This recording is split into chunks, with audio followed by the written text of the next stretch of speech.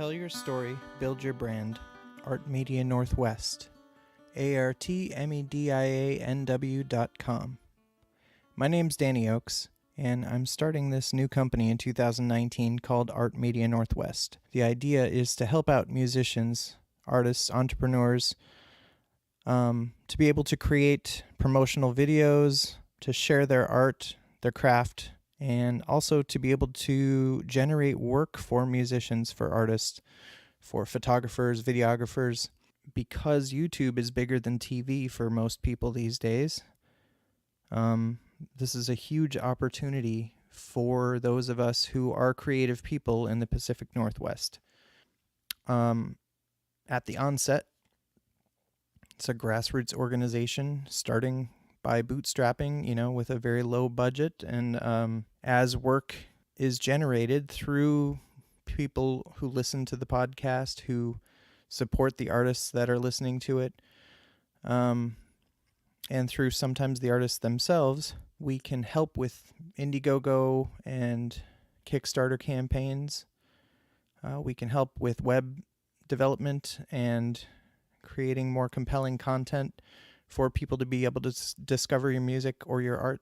We've had some great podcast guests so far, although this is the first podcast air.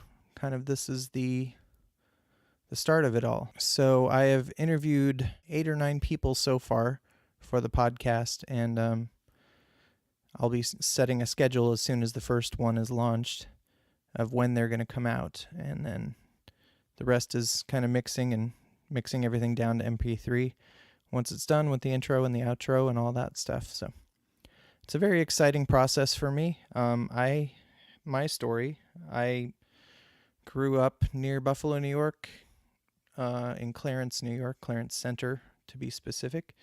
Very close to Buffalo, very close to Niagara Falls, New York, and also close to Canada. I grew up playing soccer and sports, and had a very active childhood and a lot of friends around my age in the neighborhood down the street and such. So we were always outside doing stuff, winter, summer, it didn't matter. And I did love drawing when I was a kid until I took an art class, and I think my mom was pissed at the art teacher who made me not love art anymore because they were telling me how to do it, and I sort of had my own idea of how to do it. Seems to be part of the story of my life. I played in a band in high school with some great, great friends, and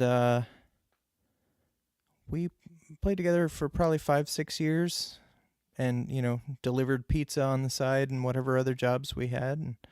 And we made a recording that was on tape back then, and that was a lot of fun, and I'm very grateful for the time that we shared and the music that we made, and a lot of good memories with that. I studied music in college for 6 years. If you add up my music credits, it looks like I would have a master's degree, but I don't have a degree. I did not finish, didn't graduate.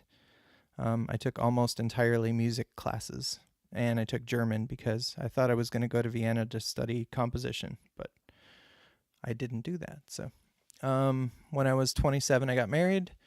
We had a son. I played with bands. I had an acoustic dork rock group when I was in college with my good friend Morgan Locklear, who is now an author, lives in Newport, Oregon. Played with Bev and the Boys. Our acoustic dork rock group turned into Cool Beans. That's what the name was, and we had an album out in '98 called Wabash. Cool Beans, that was sort of a local Portland area, mostly cover band. We did write some original stuff and recorded a little bit, and that was also a lot of fun. Did that for a lot of years, played on weekends. Being a new parent with a child, playing in a band, working 7 days a week, it was a little stressful, and probably made me not the best parent that I could have been. So that is a little tough. I do believe that, we create our own destiny to some extent. We make our own problems. We dig our own graves. We have a lot of choices that we make in life. So I don't have anybody to blame for my choices except myself. I feel very strongly about that. I know some people are very lucky to be born into privilege or born into sort of a path that makes more sense, and they're sort of reared in a way that they are given opportunities and encouraged to do the things that people have set before them. So they have a trajectory of sorts where they're moving, and they sort of always know what's coming up next because somebody has fashioned that for them or figured out the system and how they can have a good life in that system. Other people sort of flail around until they figure it out, if they ever figure it out, and make sometimes a lot of wrong decisions and then, end up struggling in some way. So most artists that I know are sort of in that category, where they are either working a job that is somebody else's dream. Somebody had a dream to create this company and do this stuff, and they work in that.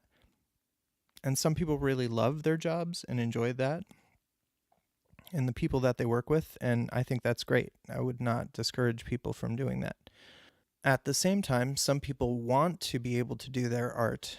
Now, it's a slippery slope when you start doing what you love for a living. I've seen this a lot. I've lived this a lot, because you tend to love it less when it has to fit into a box. I certainly love teaching. I love it when people get it and really enjoy learning music, and they really get some traction. You can see the light coming on and the light in their eyes when they really are getting it. They feel like they've accomplished something, and they really have. Even if that's just playing a few chords that sound really good together. And I remember being very happy when I was able to play through a song using just a chord chart and lyrics, because I was always confused on how do I strum or pick this when I just see these chords there. Anyways, it's nice to be able to kind of crack that code and help people to be able to see how to do this. I do believe that the creative arts are in a very interesting place in history right now, because advertising and video and YouTube, there's a lot of entertaining videos and entertaining instruction videos and mini documentaries and things like that. And to have that, you need oftentimes some good music and some video skills and video editing skills and some photography to go up on your social media and your website, and photography of your equipment or your band or your workplace, or how your work, where you can see sort of a workflow chart of here are the different things, and people make training videos and all that kind of stuff. In order to do that in a good way, it helps to have creative people on your team that can put this together in an entertaining and fun way, that can make it seamless and put awesome music behind it so that the underscoring isn't overpowering the voice where it gets distracting and people can't understand what's going on. So the goal for Art Media Northwest is to provide jobs for musicians, for artists, for photographers, videographers, for writers. Eventually, I'd like to put a team together of a core group, and each one in charge of sort of their discipline. Ultimately, I'd like to have at least 2 people for each category. So 2 musicians on staff, 2 photographers on staff. And that way, if one person can't do the job, they have a roster of 20 people they can call, and there's the other photographer that's on staff already. If we're creating stock photography, stock video, stock audio, people can potentially be well paid for years to come for the work that they do by getting a royalty or a percentage of that. And if we can pay a higher percentage than the main sites, then there's more incentive for local artists, musicians, and photographers, videographers, etc., to be able to earn more and to be able to take some time out for themselves, recharge, take classes, study more, enjoy the process, to have the resources they need to do their best work. And that is really the goal, is to be able to provide opportunities for artists, to be able to help artists and businesses grow in this time when so much content is consumed by people on sites like YouTube. This is a really fun project, and my heart is in it 100%. I kind of feel like I've finally found my thing I'm supposed to be doing, and it does involve music, and music is a big part of it. I am enjoying photography now as much as I've ever enjoyed anything in my life. And I am also enjoying learning video and video editing as well. So I'm excited about this opportunity. I'm excited about being able to put out the podcast and interview artists, musicians, photographers, videographers, writers in the Pacific Northwest and beyond. Some of us maybe have lived here for a while and then are somewhere else right now. One of our guests that I've interviewed already is living in Las Vegas right now, but he is planning on, I think, moving back to Portland at some point in time.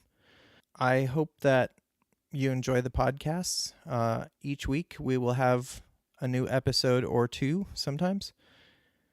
And season 1 is beginning with this podcast. So I thank you so much for listening. I hope that you will check out the website when it is up. As of the date that I'm recording this, the website is not up yet. It's under construction and will be up within the week, I believe. I would encourage you to listen to the artists that I'm interviewing. In listening to the podcast, if you hear something that makes you want to find out more about the artist, I encourage you to do that. Each of us, if we're going to make a living in the creative arts, needs a little help along the way, some more than others. And there are very real struggles like everybody faces, not just artists. But sometimes those things can save lives. You know, sometimes the fact that somebody appreciated and bought a CD helped somebody from a very dark time in their life or something like that. It seems like a small thing. It really seems like, oh, I could do this or not do this. But it could be that drastic of a thing. We don't know. We've seen this a lot with the more famous artists over the years. And sometimes people that do create art have some very difficult elements to their life. And art is somewhat of a therapy thing for them. But in order to be able to keep doing that, they need to be able to make a good living. Most artists that I know do not have medical insurance and don't go on vacations and don't take classes that they want to take and don't learn more about business because they don't have the resources to be able to do that. And when you're fully invested in something, meaning all of your capital is tied up in it, plus anything you could borrow is tied up in it, and you don't have enough to pay all that, it presents a lot of people with some really very real challenges. Now, there is a saying that more money doesn't solve the problem if money management is the problem. And I think that that is something that people individually have to look at, including artists. I'm really excited about Art Media Northwest and about the guests I've already interviewed and the guests that I'm going to be interviewing in the near future. So I hope you'll listen to the podcast, support your local arts and musicians, and if you are interested in finding out more, please email me at dany@artmedianw.com, dany@artmedianw.com. Thank you so much for listening. Join us next week for the next podcast. Find out more at artmedianorthwest.com, artmedianw.com.